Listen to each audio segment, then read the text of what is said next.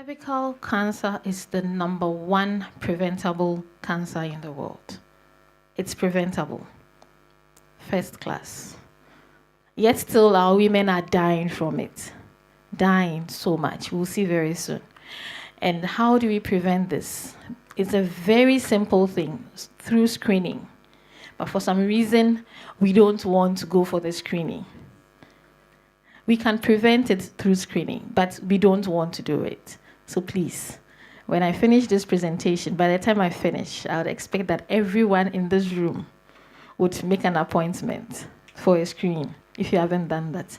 And screening is not like telling you that you have the disease, it's looking out for the disease condition or indicators, things that will tell us that this person is likely to develop this condition in the near future, or probably you already have it but you don't know. So it's looking for the disease or indicators in otherwise normal individuals, healthy individuals. Approximately 500,000 women are diagnosed of cervical cancer every year. This is an approximate. It's more. We are sure it's getting higher and higher. And about 275 women die every year out of cervical cancer. 80% of this death occurs in the developing world. 25% in Africa, where most of us come from. This diagram comes back. This is where our uterus is down here, and the uterus is in here. And this is a bigger image of the uterus alone. This is the body of the uterus. This is where a baby comes to lie, in here. And these are the tubes, the fallopian tubes. So if they say somebody has an ectopic pregnancy in the tubes, this is where it is. These are the ovaries hanging here. They are attached to the uterus. And then the vagina is here. And the cervix is here, what we are coming to talk about. Actually, the cervix is like a barrel. There's an outer opening and an inner opening. And then there's a small canal in here. And the nature of the cervix has an influence on this condition that we are coming to talk about. So what causes cervical cancer? 99.7% is caused by high-risk HPV virus, that is human papilloma virus. There are over 400 strains of human papilloma virus. And out of these, we've identified about 100 that are associated with genital problems. Out of these, we have about 15 of them that are high risk, that have been linked to cervical changes that may lead to cervical cancer. We have some low-risk types, about 12 of them.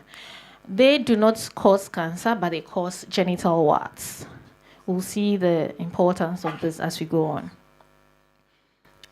This tells us that it's just a small percentage, 0.3% of women with cervical cancer do not have HPV. And the high-risk ones, I told you they are about 15. There are 2 of them which are like persistent in almost all cancer cases we see, 16 and 18. So we'll see how we deal with HPV 16 and 18. That is why we are saying it's preventable. So who is at risk for cervical cancer? We come back, early age of first intercourse. Human papilloma virus is sexually transmitted. So we are back to the topic that we've been discussing earlier on. It's a sexually transmitted infection. So any woman who starts the first sexual intercourse at a very early age has a higher risk of getting this virus, because if a girl starts at age 10, the likelihood of she having several sexual partners is so high. And with the more partners that you have, as you can see here, multiple sexual partners, the higher the risk of the person acquiring HPV. Just like how people get HIV and hepatitis. It's about the same. And then there's another ambiguous one, increased parity, which means increased childbirth. Like people who have so many children, you would ask why. You see, if you look at the slide that I put there with the uterus and the cervix, look at where our cervix is hiding, deep in there. When you are having a baby in labor, that's what opens up gradually, and the midwife keeps checking till you are 10, and the woman is 10 centimeters dilated, and then we'll say, Madam, you are full, now you can push. And with each birth, the cervix gets injured a little bit. Now, that same cervix, I told you, on the outside, like from the vagina, the part that is closest to the vagina has an opening. That place is very smooth. When we see you in the clinic, that is what we see. It's easily accessible to us. The cells there are smooth, flat, lying on each other. Meanwhile, the cells in the column, in the canal, they are columnar. They are long ones, and they are standing like soldiers behind each other. But then there's a point where those long ones are changing into flat ones. So that's a transformation zone. And it's easily bruised. It's easily injured. And that is where the HPV goes to attach itself. Because the outer part is flat, it's smooth, and with several layers. So it's very difficult for it to stay there for long.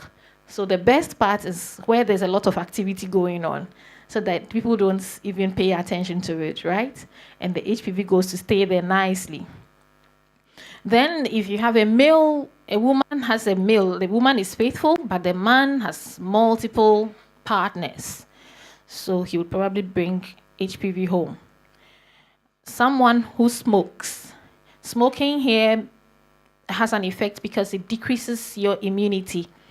When most women get HPV infection, quite a lot, especially the low risk. But then our bodies, because of the high immunity, it's able to shed it. So you can pick an HPV in a woman, and then a year later you check and there's nothing. If the immunity is really strong, it sheds it off. And if her sexual life has been modified, she stopped all the running around, you see that everything is cleared.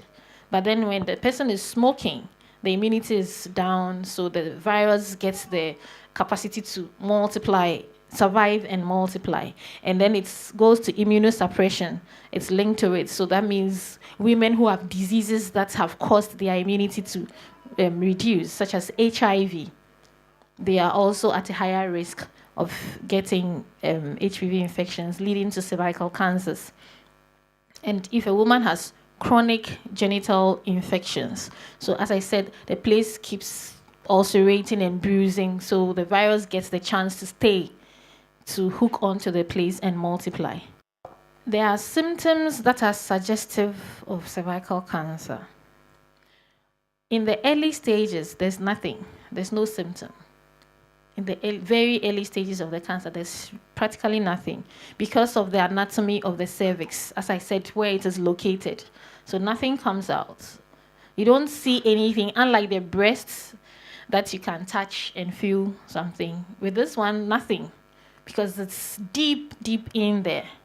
But then we'll see certain things that will alert us. But then the problem is, by the time these signs come up, it means you've already developed cancer. But we'll still talk about the signs so that we know them. And then we see how we can prevent this whole thing from happening. In the early stage, usually the woman will come with abnormal vaginal bleeding. So the woman she'll probably come and tell you that she's having her menses all right, but for some months now, she's realized that in between her menses, she just finished her menses 2 weeks ago, and she's bleeding again. Or the menses used to be 5 days, but this time she had her normal 5-day bleed, and she's having some small spots almost all the time. It's abnormal. And we have a situation where young ladies, especially, listen to friends. She has a vaginal discharge. Oh, it's white. It's candida. We quickly make a diagnosis for our friends, don't we? It's candida. And then I went to the hospital, the doctor gave me this, it works so well. So you try it. Like what my sister said about someone's menstrual pain. We do that a lot. So young women would consult their friends about vaginal discharges. But then if you're a young lady and you have a vaginal discharge and you even go to see a doctor, you are treated, and then it kind of goes away and comes back, it's kind of persistent. Almost all the time you have vaginal discharge. It is not just an infection. There's something wrong somewhere. You need to get checked. And then for the married people, after sexual intercourse, you see blood. It's not supposed to be so. It's because you see blood because the cervix, before I move on, please let me apologize. Some of the images that will be coming up are not too pleasant. But I just want you to see how the normal cervix looks like. And then when it becomes real cancer, how it looks like. So that we all see the need to prevent this from happening. Marianne is covering her ears. So you have the postcoital bleeding because the tissue or the cervical tissue has changed and it's easily bruised. So during the act, after the act, you see blood. During the act, you see blood. Sometimes you put your finger in there and there's blood, and it's not yet time for your menses. Or a woman who is past menopause, she's stopped bleeding for like 3 years, and then suddenly she's bleeding. She's having some small bleeds here and there. She also needs to be checked. In the advanced stage, when the cancer has really spread, you have pelvic pain, that is pain around this area, severe pain, constant, persistent. And then I'll show you another image. You see, look at the uterus where it is. The bladder, that is what stores our urine. When the kidneys make our urine, there's a bag that stores that urine. It's just in front of the uterus. When the cancer from the cervix begins to spread, it goes to the tube that links that bag outside. You know, the bag is inside. There's a tube, a ureter, that comes out where we urinate from. The cancer invades that area. And what happens? The urine comes into the vagina. So the woman is walking around, and all the time she has urine leaking through her vagina. She's sitting down and she's all wet. And then there's excessive weight loss, loss of appetite, and anemia. That is classic for almost all cancer cases. This is the normal cervix, as I said. See, it's smooth and shiny, and this is the opening that I talked about. This is the one that opens up for a baby to come out. You see, it's really tiny, but in labor, it opens up really, really big. And the baby's head is able to come out nicely. All right, next slide. Now, this is the problem. So you see, on the extreme left here, that's the normal one, smooth and shiny. When the person has a low-grade disease, you see the difference. And then as it progresses. So this is what we call CIN. The person doesn't have cancer. The person has cervical intraepithelial neoplasia.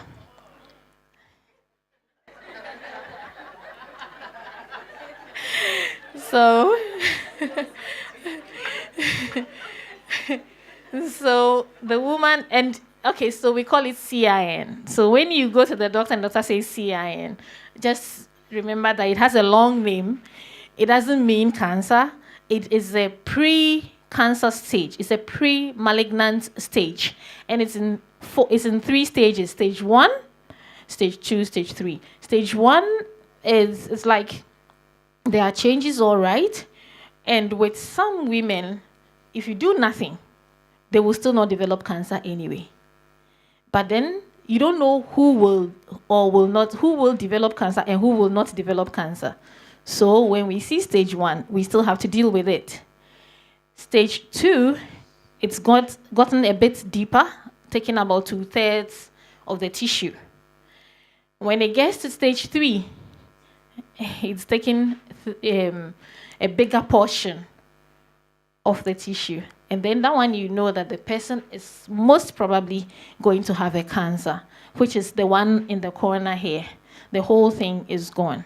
So if you go to the doctor and you have a CIN1, and the person is a young woman, we are not necessarily going to take out the whole uterus. We just take out the portion that has the problem, plus a little bit of healthy tissue. You heard one of the women, the second lady, talking about a leap. It's another long word. Maybe I will not mention it, but just remember, it's LEEP. It's very easy. It's just under 10 minutes, and we are done. You go home that same day. So we just bite off, with using an electric loop, we bite off the part that has the tissue, the lesion, together with a margin, a clear margin.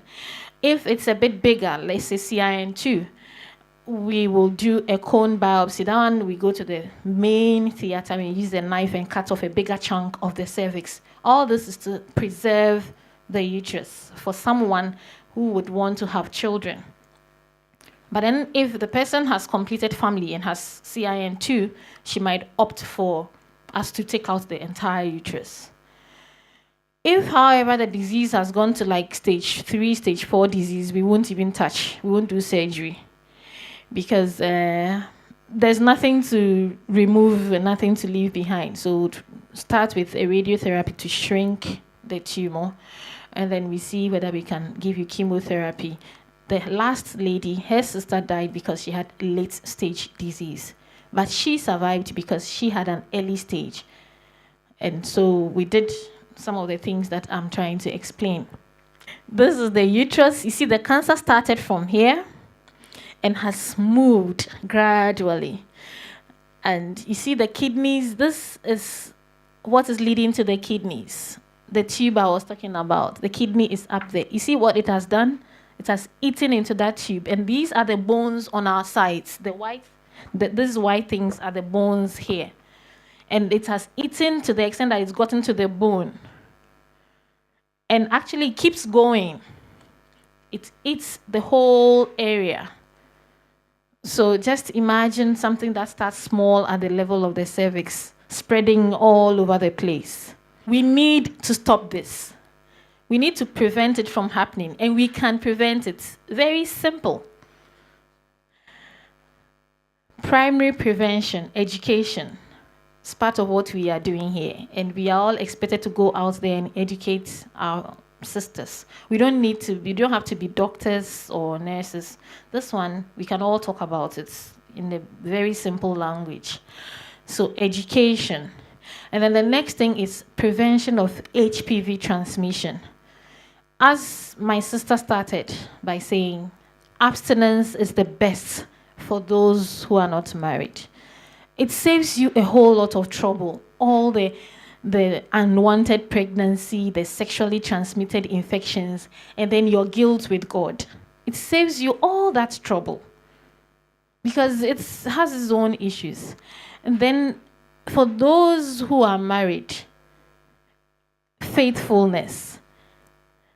If you, the woman, may be faithful, but you never know what your man is doing, so we keep praying for them. I know somebody who actually really genuinely doesn't trust her husband. So when the husband is traveling, she packs condoms into the man's bags because she's afraid of what the man will come home with. She has prayed, she's talked about it. So eventually she had to start packing condoms into the man's bags. We all don't pray for that. But let's continue to educate ourselves. And then the good thing is that there's a vaccination against this HPV. Yes, that's the best news. There's a vaccination against it. So I'm going to talk about it very soon. Secondary prevention still has to do with education. And then comes our screening. And I'll talk a bit more about the screening too, because we all need to know about it. And then early detection. If you go for the screening, no matter the outcome, please avail yourselves. Let the doctors do what they have to do, because we've had situations where people come for screening and then back home and you give them the result and that is it. They just vanish. They don't want to come back again. They won't accept it. They are in denial. By the time their family members bring them, they are leaking urine and feces and everything that you can think about. They're almost dying. So please, early detection. When we detect it early, we can always do something about it. And you must all remember that the screening process is not perfect. In everything, there are lapses. So that's why we have a guideline.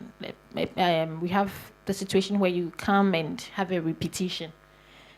So it is never perfect. So if you do one screening, in, let's say in your home country, one of the screening methods, there are several of them, I'll talk about them. You do one, and let's say you come to China and you do another one, which is a bit more advanced, and they see something wrong. It doesn't mean that your people were so wrong. You should know that it was a screening thing, and it is not 100%. There could be false positives, like people who don't have the disease or don't have any condition, but we will say they have. And there could be false negatives. It could be that the person has the problem, but the screen method did not pick it up. These are the basic tests available. Those are the back. I'm sorry, I think the font is too small. Oh, okay. It's VIA, visual inspection with acetic acid. Acetic acid is the same as table vinegar. We have it around all the time. And then we have cytology testing. It means taking the cells from the cervical area to the lab for assessment. And it can be done in two main ways. The pap smear that we mentioned, it is also somebody's name, which is very long, Papa Nicolau smear. And then there's another one, TCT, which is very common in China. Actually, when we go back to our home countries, we may not see TCT. We may see something else because the actual name is liquid-based cytology testing. So it's LCT. But in China, the brand that they have here is thin prep test, thin prep cytology test. And because the Chinese can't mention all that, they just say TCT, TCT all the time. I brought it up so that when you go to the hospital in China and you see TCT, you know what it's about. It's the same thing. Then there's the HPV test. It's to check whether the person has HPV infection and which type. We will elaborate on that. The visual inspection under acetic acid. 5% acetic acid. What happens is that you go to see your doctor. Actually, this is done in low-resourced places. It's quite common in Africa and in the outskirts. It's not necessarily done by a doctor. Nurses, midwives, community health nurses, medical students, student nurses, anybody at all. We can even train some of you to do VIA. It's not difficult. It's one of the easiest things to do. Just that you need the right equipment. They are not equipment based. It's very small things. There's something we call a speculum. It's like the beak of a duck. Initially, they were all metallic, but these days we have plastic ones that are disposable. So we need that speculum, we need table vinegar, and we need a cotton swab. That's all. Very easy. And you need a room where it's just probably you and the woman. There's some form of privacy, and a table or a gynae bed that she can lie on and lift her legs up comfortably. In the villages, when we do outreaches, we even do it on tables like these. Yes, because we are supposed to reach out to every woman. And they may not come to us in the hospital, so we chase them, we follow them, and do it anywhere, even in the classrooms. When the woman lies down, we just put in the speculum gently. If there's mucus or blood or anything there, we clean it, and then you apply the acetic acid and wait for 1 minute. If there's anything there at all, what's going to happen is if there are any changes, you will see a white patch. It will be outlined nicely for you. So you see the white patch, and what we do in some parts of my country is that if it's in the outskirts, the nurse or whoever is doing it takes a picture of it and sends it to us or keeps it so that the patient comes with that information and we know where the lesion is. So it's going to outline the place where there are any change. If there's no change, you apply the vinegar, nothing happens. It still remains smooth and shiny. The next one is the popular one, the one that we all know, the pap smear. It's been there for a very, very long time. It was developed in Germany. And in this one, same way, we position the woman the same way, and the aim is to collect cells. And we take those cells to the pathology lab to look out for changes. As I said, we don't use our naked eyes to make diagnosis. So there is a kit, which is also it's a single use, it's just as a glass slide. So the kit has a small brush and a spatula, like those wooden things that we had in the relaxers, the box of relaxers. There's something like that in it, but it's specially designed. So what we do is we take cells from the vaginal wall. If you remember that picture that I showed you, the top there, it's close to the cervix. So we take cells from that side, we take cells from the surface of the cervix, and then we take cells from the canal. Because I told you there are cells in the canal too, and it's all the cervix. So we take cells from that side, and we put them on different sides of the glass, and we take it to the pathology lab to look out for any changes, any cellular changes. Because when the HPV affects the cells begin to change. I don't want to talk about that one here because I don't think all of us are medical people. Later, the medical people can talk to me outside. What will a pap tell me? If I do a pap smear, what do I expect? I expect it to be normal. Almost all the time, yes. Or if it is abnormal, it could be that there are minor changes. When a woman has chronic infections, which is not due to HPV or anything, it's just infections, the cells around the cervix change. If the woman has, especially, we call it cervicitis, the cells change. So when you do a pap, you might find abnormal cells, but they are not significant to what we are looking for. So we call them unrelated to precancer cells. If you have your tests, you see a big word there, ASCUS, which has a very long name, ASCUS. It has a long meaning. So the other thing you may also see is minor cell changes related to the cervical premalignant things we are looking at, or moderate changes, or severe cell changes, or it may even tell the person that she has a cancer. So these are some of the results we expect from a pap. When does one need to have her first pap? Not more than 3 years after the first sexual intercourse. So it doesn't matter the person's age. Some time ago, we were trying to say 21, 25, 18. It was a big debate. But then what about the young people out there who are very adventurous? So we said, okay, not more than 3 years after your first sexual intercourse, because of the relationship HPV has with sexual intercourse. How often do we do the PAPs? Every 3 years. So we do it every 3 years. Sometimes when we do it 3 or 4 consecutive times and it's still negative, we leave the person alone, or till age 65. Then once it remains negative, we stop. Pap test is not a one-time test, as I said, and it is not perfect. After you've done the test, changes can occur. That is why we keep repeating them, right?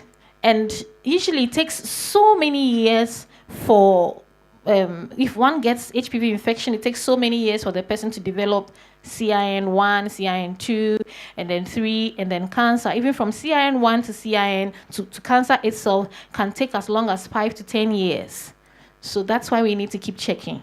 What can we do to make the PAP more effective? We should do it when we are not having our menstrual cycle, menstrual flow. No sexual intercourse for 2 days prior to the tests. No douching 2 days prior to the test. We don't want any tampons, birth control foams. There are some foams that people use as birth controls. If you're using those, you stop using them at least 2 days before the time. No vaginal cream. So anything that you put down there should be avoided at least 2 days before you go for the test so that it doesn't interfere with the results. Next slide. Then we come to the TCT, as I said, liquid-based cytology test. It's the same principle as the PAP, just that in this case, the cells are taken just with one big brush and it's put in the bottle. The bottle has a special solution and we transport it to the lab. That's the only difference. And the principle is basically the same. We look at the cells for any cellular changes. And it's a bit more advanced than the PAP. Now the HPV. Secretions are taken from the cervix. How do we take for it? We take, it's a small cotton swab, like a brush-like thing. Same, we take it from the cervix and put in a special solution as well. Then we take it to the lab. It is able to tell us that the person has HPV infection, high risk and low risk. In good places like China, it's able to break it down and tell us which type, genotyping, DNA genotyping. So it's able to tell us whether 16, 18, 51, they have numbers attached to the types. So it's able to tell us which type the person has. So if the person has the high risk ones, then we are on the lookout for any cellular changes in the cervix. Initially, it was not readily available and it's quite expensive compared with the other ones. So we were reserving it as a secondary thing, but recently we are trying to push it as the primary screening tool, because as we see, 99.7% of all cervical cancer cases are HPV related. So if we are able to use this as a primary screening tool, we may save people the ordeal of having a cytology testing. But in other places, we are using both. We are using both the cytology testing with the HPV. But in China, most of the hospitals do the cytology testing first, the TCT, and then if it comes out with any suspicious things, they do the HPV. Now comes our vaccination. There are two types. The first one, Severix, was the first that came onto the market. And it's targeted the two major high-risk ones, 16 and 18, HPV type 16 and HPV type 18. And we advocate that our girls from 10 years and above should have this vaccination. So please, let's get our little girls vaccinated. Or there's another one, Gardasil. That's one for both boys and girls. It has a bigger coverage, a wider coverage. And they are even improving on the Gardasil. There are bigger ones coming up. The reason why we included the boys, I believe we all understand, is sexually transmitted. So if we can prevent the boys from getting the HPV infection, we protect the ladies too. So those of us who have sons, we still need to vaccinate our sons because we don't want our daughters-in-law to die early and leave the grandchildren behind. So the vaccination is for everybody, especially Gardasil. I know that it's not so readily available in China, but it's available in India, readily available in India. The important point to remember, regular screening is the best way to prevent cervical cancer. Getting an abnormal result does not mean one has cancer. The results only mean that we are finding a potential problem now before it's too late. Next. So how do I get my friend to have a screening? Tell her about the importance of preventing cervical cancer.